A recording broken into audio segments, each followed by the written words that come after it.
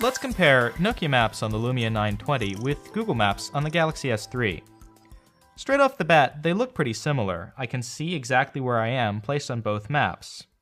The nice thing about Nokia Maps is that I can download them for offline use. So you'll see here, I've actually downloaded the entire state of California. It only takes about 200 megabytes.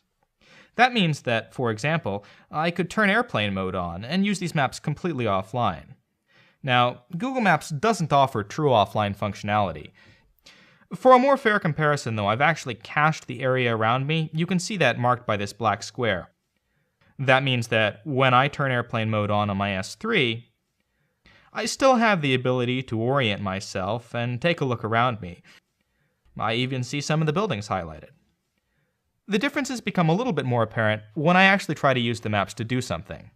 Say I wanted to find a grocery store.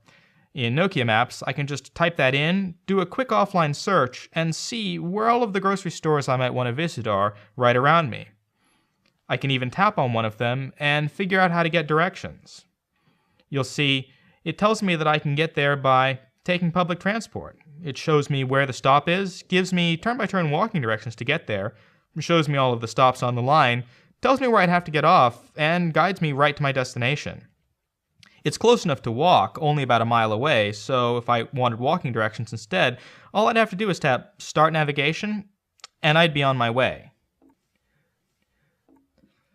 Google Maps, unfortunately, seems to have a bit of a problem with that. When I search for Safeway here, it doesn't seem to find anything at all. It just says searching for over and over again.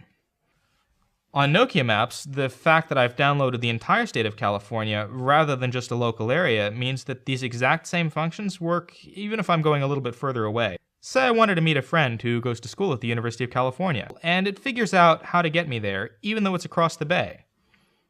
You see, when I say get directions, it again will show me that I could get there by taking the train. If I were to do that though, it would take me about an hour.